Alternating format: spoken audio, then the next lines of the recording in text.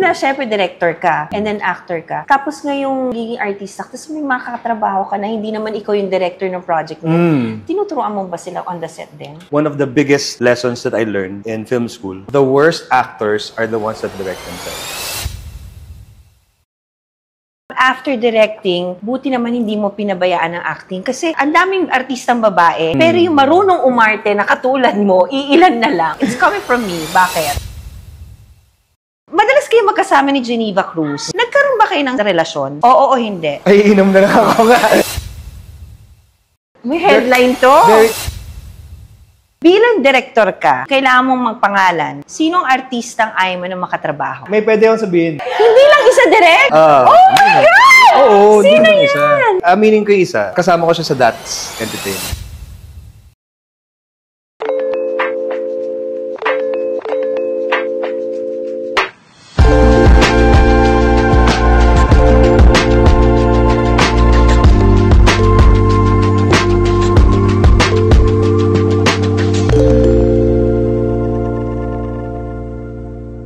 Hi guys! Welcome back to my YouTube channel, and with me right now, lahat na yata ng field pinasok niya. Actor, singer, director, triathlete, ano pa bala sa'yo na? Jeffrey Hidalgo!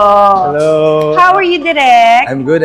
Thank you for having me. Matagal na kami nagkikita sa isang industriya, Oo pero naman, hindi tayo nakaka-work pa. Oo nga. Bakit Tama, kaya? No? Iisipan natin kung ano mga dream projects mo. You're very productive. You're doing everything. Well, thanks to, of course, Viva, and my manager, Lou Gopez, Yes. here with me. I was telling you a while ago nga, di ba? Parang second win to sa acting career ko, which actually wasn't really expecting. Kasi nga, di ba, as we were talking about earlier, talagang nakakoncentrate na ako on my directing jobs na lang. Until 2021, I signed up with Viva. And si Lou was the one who fixed it. Because sabi nga niya, even though may eyes set on just directing. Sabi naman niya, kasi parang sayang naman yung tsura mo, kasi parang I still take care of myself. Yes. Even though hindi ako ganun ka-visible before. It's already part of my routine to really take care of my body, my right diet, exercise. Ever since, di ba, Jeffrey, nung nasa Smoky Mountain ka pa, isa ka talaga sa mga hunky-hunky, no? Maganda yung katawan sa grupo niya, no? Hindi. Smoky Mountain, hindi pa. Kasi Smoky Mountain, ako yung youngest. So, ako yung pinaka-geeky. Kumbaga, nagkaroon lang ako ng change in image, mga late 90s. Nung, have you ever worked with Connie Makatuno? Yes. Dito Connie, mga MTV. Yes, yun. Oo. So, doon nag-start yun. That time, I was with Star Records. And they wanted to change my image because everybody still remembers me being part of Smoky Mountain. So, naalala ko as that boy from Smoky Mountain. Until ginawan ako ng music video ni Tita Connie Cons. Makatuno na When I Met You, na may mga sexy-sexy na ako, may kissing scene, ganyan. So, after that, nag-change na ako ng image. Tapos tuloy-tuloy na siya. And then, how did you get into directing? Siyempre, after Smoky Mountain, when I started with my own singing career, my solo career, siyempre,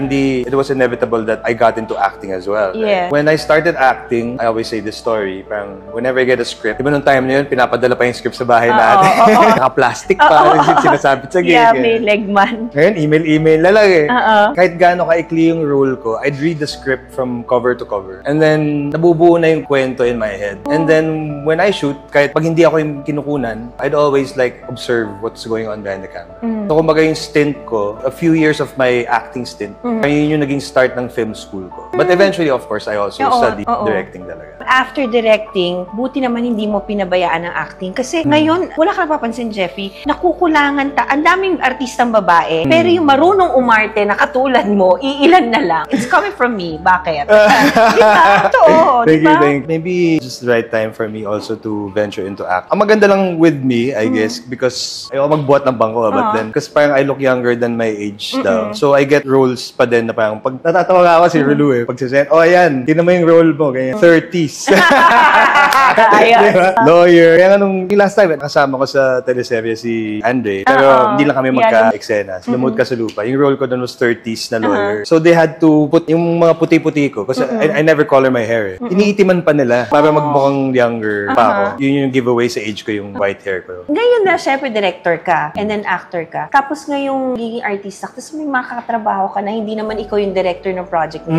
Tinuturuan mo ba sila on the set din? Pag may nakikita ka medyo sablay? Well, as much as possible, I try to help. Pero kasi, ano na yun unspoken ethics na yun between directors. Especially when you're co-actors. You never director co-actor. But you can help, Pag kunyari, of course. nakikita mo yung ka-eksena mo lalo, di ba? yeah, And makakatulong sa eksena mo. Sabi mo, how do you tell them? Nagbibigay lang suggestion. I never tell them, ito yung gawin mo. What if ganito kaya? Ganon. At least, I give them that option. I don't want to step on director. At the same time, I also don't want to feel ng co-actor ko that, kumot director to, direct na agad ako dito sa scene na to. Diba? So, I try to really focus on acting when I'm on the set. Saka, one of the biggest lessons that I learned in film school, the worst actors are the ones that direct themselves. Totoo naman. Nung nasa school ako na, suddenly hit me Sabi ko, kaya hindi ako magaling umarte dati?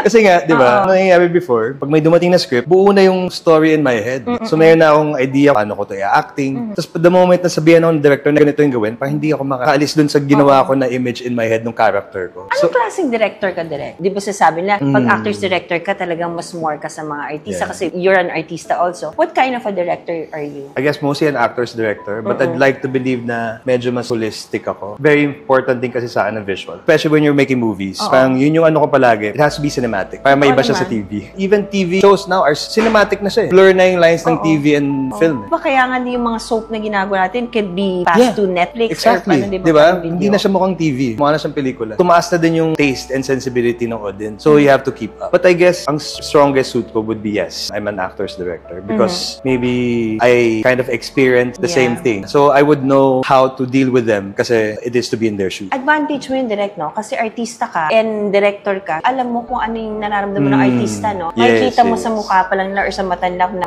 uncomfortable sila sa eksena and you talk to them. It really helps a lot. May naisip ako na experience recently. Kasi I've been directing for Viva Max. I was gonna ask you that, but since na-open up mo na direct. Kasi yun yung parang, I think, perfect example. Parang, I've been directing for Viva Max. I just finished my 5th. And then recently, but I've been also acting in Viva Max. Pero yung mga roles ko, although my love scene, medyo mild lang. Until yung last na ginawa ko, medyo all out ako doon. Doon ko na-realize. Title niyan. Title niyan, Salsa ni El. Ang ganda ng title. Stars Christine Bermas, Shanda Guzman, ako, sa Jonica. When I did it, ito yung pinaka medyo all out ko na ginawa. Doon ko na-realize pang, ang hirap pala ng mga pinapagawa. Yan mo yun. Yung nagde-direct ka. Nung nandun na ako, tapos ginagawa ko yung scene, di ba? Grabe, napagod ako. After that, naaawa na ako pag pinapahaba ko. Kasi nakita mo na, nagawa mo na. Na-feel ko na yung kung kailangan mo i-sustain yung love scene. Siyempre, paulit-ulit lang yan. Hanggang sabihin ng director ng cut, kailangan i-sustain mo yung emotion. Nung nagawa ka ng Viva Max, na nag-all out ka, do you get turned on? Or yun ang advantage mo dahil artista ka, so alam mo kung paano di ba? Actually, I've heard na may mga ibang artista na na-turn on sila. Hindi ko alam kung paano nila nagagawa. Or maybe because, kasi nga director nga din ako, di ba? Iniisip ko na lahat Siyempre, I think it really helps a lot kung actor ka, tas director ka din. So, parang every time na I'm there, tanongin ko, anong lente mo? Anong lente mo? At least alam ko na, from this angle, ito yung nakuha. From this angle, ito yung nakuha. So, kasi, kumbaga parang, I try to learn from my own experiences as a director, na parang, pag ganito, nag-shoot ng ganyan. Tapos sabihan ko yung artista mo na, favor ka dito sa cam na to. So at least, relieve ko na yung director ko of that burden. I'll do my part. Alam ko, dito yung camera ko. Alam ko saan ako favor na makikita yung emotion. Iba talaga pag director ka no? Tapos, Direk Jeffrey, etong project mo na ginawa is horror, no? Itong nanay tatay, hindi ka na nanibago na itong genre naman ito gagawin mo. Is this your first time to do a horror? Hindi. Actually, super proud ako sa film kasi sobrang ganda ng script. One of the best horror scripts that I've read. And I hope talaga na tangkilikin ng tao mo, tangkilikin ng tao. Maganda talaga. Feeling ko pag-uusapan. Kasi yung poster niyo pa lang, and then when we guested Andrea Del Rosario also, na parang nung kinukwento niya sa yung story niya, ang ganda. Tsaka parang siyang foreign. I think maganda dun sa working relationship namin ni Andrea is, well, one, we attended the same acting workshop. Nagtsaba kami pareho. Wow. Now, which Viva provided for that hindi. film? No, on your own? Before, with si Liza Dino. Nung FTCP pa siya, yun yung one of her last project. Nagtsabak workshop kami. So, nagamit namin siya. Galing din kasi nga, parang iba-iba yung attack niya Parang at the end of the day, parang it's all about objectives. Ano yung objective ng scene? Ano yung objective ng character mo for the whole film? Very cerebral lang But at the same time, it really helps kasi nga, it really focuses your intention. Bakit ganito yung tsura niya sa scene na to? Hindi yung parang gagawin mo lang to kasi parang looks good. To always think about the overall objective of your character. Why is it Nanay Tatay? It's a play on the nursery rhyme. Nanay Tatay. So, dun siya nag-start. Pero yung poster niyo parang dollhouse siya, no? Effect, no? Parang foreign nga. Alam mo na yung premise ng Nanay Tatay. Oo. Kinuwento sa So, akin, yung- pero wag na muna natin i-spoiler. And then, Oo. syempre, hindi ko spoil. Oo. Pero ang palagi ko lang sinasabi, ang ganda ng premise. Asawa kami ni Andrea De Rosario na nawalan ng anak, namatay Yeah. ng anak. And then we see these 3 stowaway kids. Tapos gusto ko mapasaya asawa ko. Pumayag ako na kupkupin namin sa bahay namin. When they were there already, biglang nagpaparamdam yung anak namin. Pero hanggang doon lang yung sinasabi ko. Yeah. Kasi nga, everything is not what they seem. Yun yung maganda doon sa nanay tatay. Hindi lang siya nakakatakot. Maganda yung story. Kasi Yeah, the daw. characters are very layered. I mean, all of the characters in the film, lahat kami hindi one-dimensional. Ang daming layers ng story namin. Kailan directo iso-showing? Showing kami sa Invite October mo sila direct, 30. dahil bago ka talasingin, dahil may game pa tayo. Dito Oh. magkakaaminan tayo direct. Okay lang, malakas mo lang minumi. Ayan. Of course, Nanay Tatay, October 30, showing exclusively at SM Cinemas. Please watch. Nakakatakot po to. Bukod sa nakakatakot, napagandang storya. At the same time, ang gagaling ng mga kasama ko. Yeah, Andrea. Then, even the kids. Tuwa ako kasi parang, syempre, being a director, diba? Ang galing, no, parang yung first scene namin on set, nakasama namin yung mga bata. Pagka-action, biglang iba na yung mga ka-eksena ko. Bigla sila nagtatransform. Pag-cut, biglang Back to being a kid again. Ang galing, no? Nagsasnap out na sila agad, no? Hindi, tsaka it's really interesting kasi parang lahat kami, iba-iba kami ng process. Si mas intense si Andrea. Oo. Si Andrea kasi siya yung tipong even before the scene, nandun na siya. Nasa zone na siya Nasa zone na siya Oo. agad. Kami na lang yung nagchichika-chika siya. Quiet na lang siya. May mga ganun talaga, no? Oo, pero nakakatuwa din naman. So this is produced by Viva Films, Yes, of course. Viva Film. And of course, written and directed by the horror blockbuster writer-director Ronnie Binaid. Sobrang cool. Sobrang bagets pa si Sana Direk Ronnie. supportahan natin, no? Kasi ang industry natin talaga maraming proyekto ngayon, eh. Kailangan talaga mag-boom ulit. And it will just happen kung we'll watch the film. May nagawa ka na bang horror? Yeah, Gawa ka na, Shake, diba? Rattle, and Roll, Oh. Move to in the City. Baka yun dapat gawin natin, horror. Kaya nga, pwede Hindi, kasi direct. sinabi ko din yun kay... Forte ko talaga drama. Pwede rin Viva Max. Charot lang, Wag joke mo- lang. wag Yan mo ang akong- katapusan ko, direct. Huwag mo ako i-dare. Direct, Nandiyan yung line direct. producers na Kaya- manager ko. Yes, hi. And casting director ko yan sa mga films ko. Hi! Hindi na, nadaanan mo na yan. Oh, hindi. Role ko direct dati is more on dramatic talaga. Di ba Although ever nag-kahit konting sexy? Ganun? kissing scene. Pero hindi ako naging into sexy. Sayang nga eh. Baka ngayon kung kailan pa eh, no? Malay Pasok pa eh, mo! no? Malay mo! Yung mala ano? Nicole Kidman, di ba? The Idea of You. Anne Hathaway. Da? Ganda nun. Dito, Gusto mo ng ganon? Pwede direct. Kung papaalam ako sa mga anak ko, nakatrabaho naman Kung si ganon. Andy, kung pwede ako mag-kissing scene. But we'll get to know you more better in this game, direct. Sige. Magkakaalaman. Sabi naman natin sa intro namin, singer ka, actor, director, lahat na nasa'yo. Gusto namin ikaw hamunin sa isang truth or dare na questions. So, itong mechanics ng game na to, may tatanong ako mga questions sa'yo. Pag hindi ka umamin or ayaw mong aminin, ayaw mong magpangalanan nitong tatanong namin sa'yo, iinom ka, magsha-shot puno ka. Bawal mong paka-safe dito, direct ka. Actually, okay lang din sa akin kahit inumin ko. Hindi! Gusto namin maging exciting to! Gusto namin umamin ka. Pero kung ayaw mo umamin, well, sorry na lang. Question direct, napag-usapan na natin kanina na nag-Viva Max ka. Meron ka na bang dinirect na artistang babae mo na nagandahan ka at feeling mo na in love ka on the set? Nagandahan, pero Nagandahan. hindi na in love. Okay. I think, I always say this I mean, very open about this sa mga nakakatabaho ko. May mga crush ako. sa Viva Max. Sino Sa ang Viva. crush mo sa Viva? Si Sino? Denise Esteban, my love. Alam mo naman niya sinasabi ko naman sa kanya. Na-direct mo siya or naging... Never ko pa siya nakatabaho. Sabi ko parang feeling ko kaya ko siyang maging madirect. Di ba na umarte din ako. Feeling ko pag ginawa ko, co-star Hindi ko mo kaya? siya, baka hindi ko kayanin. Totoo? Hindi ko alam, hindi ko sure. Pero nag-meet na kayo in person? Oo. Wala namang animosity or something? Open naman ako para at least, di ba, hindi yung Sorry, she's out there, sinagot crush niya. lang naman. Crush Second question, direct. Pataas pa to. Yes, pataas na pataas to, direct. Okay. Madalas kayo magkasama ni Geneva Cruz. Nagkaroon ba kayo ng relasyon? Oo o hindi? Hindi. Hindi. I mean, hindi talaga. May headline to. Very close kami. kailan nagkaroon ba pero kayo ng relationship? Hindi umabot doon. Palagi kaming hindi nagme-meet. Ilang beses din naman kaming in-interview about this. Bata kami. Siya yung grad ball date ko kasi nililigawan ko siya. Then recently, sa mga interviews namin, nalaman ko din, may time din, nagka-crush din siya sa akin. Na hindi ko din alam. So, parang hindi kami nagme-meet. Itong lately na, nung medyo may mga edad na tayo, nag-out of town kayo. Dalawa na kayo. Yes. Because very close talaga kami. And until super now, tight. whenever we're free, we really go out of town. And kasama din namin palagi si Rachel. Kumbaga, bestie/sister ko na din siya. Sobrang ang dami niyo ng pinagsamahan ng magandang bagay. Pero at the same time, weird din may clamor for our love good team. together. Parang pag nagpapakilig kami sa mga tao, naniniwala sila. Oo, paniwala sila. Actually, isa yun sa mga projects that I'm working on, na kami dalawa ni Jen.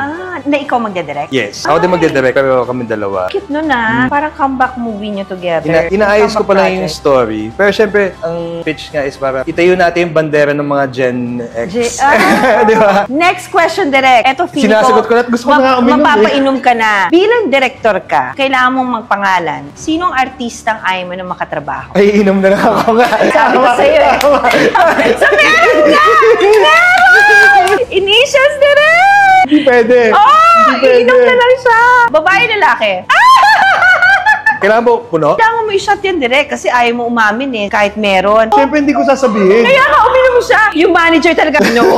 So, positive talaga meron, di ba? Lahat naman tayo, meron tayong mga ayaw na maka-work. Pero dahil ayaw naman natin maging rason tayo ng ikakababa pa nila, shot din ako din. Hindi ko aminin. Pero meron talaga direct, di ba? Kasi ang dami pasaway. To be fair naman, hindi naman ganun kadami. Mga nakakataba ko. Although late na ako nag-start mag-direct, mas may respect sa akin yung mga artista because, I've been in the industry longer. Direct, sino yung dream na artistang babae na gusto mong i-direct or makatrabaho? Aside from Geneva. Actually, madami. Pero siguro top of mind ngayon si Catherine Bernard. I also wanna work with Nadine in a different capacity because I work with her sa Deleter as my co-actor. I think you'll have the chance to work with her again because you're both from Viva, di ba? Yes. I wanna be able to direct naman si Nadine kasi nakatrabaho ko na siya as an actress. So nakita ko na siya kung gaano siya kagaling. And I really wanna push her also. Yun yung sa mga young breed. Siyempre the usual, the icons. Of course, Vilma Santos, Sharon Cuneta. Sharon Cuneta mas madali dahil Viva din. Yes, Viva din, direct. Next question, direct. And last question. Kailangan aminin ka talaga, direct, ha? Sino ang naging girlfriend mo sa showbiz? May pwede akong sabihin. Hindi lang isa, direct? Oh my God!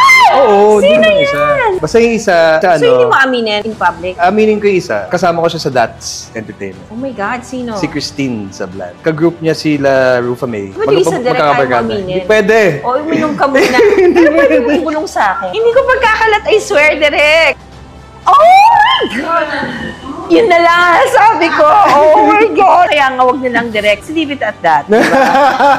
Kasi kahit ako na-tended, baka maano tayo, diba? Pero yeah, loaded. Direct, thank you so much for guesting, ha? So, yung nanay, tatay, ha? Dapat panuorin nila. And sana sa susunod na project mo, dito ka ulit, at may aanginin kang loaded ulit, ha? And sana maka-work kita, madirect mo ako. Sige. I hope I get to work with you. Nanay, tatay po, showing na po soon. Nanay, tatay, again, October 30, starring Andrea De Rosario, Sia Vigor, Aubrey Caraan, Hart Ryan, Elaya Alano, si Billy Villeta. Of course, written and directed by Ronnie Benaid. Salsa ni El, I think by now baka nag-stream na siya. Basta it starts streaming October 1 sa Viva Max, starring Christine Bermas, Shanda Guzman, and Jonica Lazo. Tapos yung Obsession, yun yung latest na movie na dinirect ko, starring Ida Manzano, Christy Imperial, Ethan Rosales, Armani Hector, at ako din. Ito yung I always have cameo in my film. This time sa Obsession, part of the main cast. Obsession streams November 8 on Viva Max. Ang galing, ang busy mo, direct. God is good. So nice. Congratulations in advance. And I hope I get to see more of you and work with you soon. Hopefully next time pag bumalik ako dito, ang pinopromote na natin, pelikula natin. Oh, yes! Diba? Yes, why not? Ladies and gentlemen, Direct Jeffrey Hidalgo. Woohoo!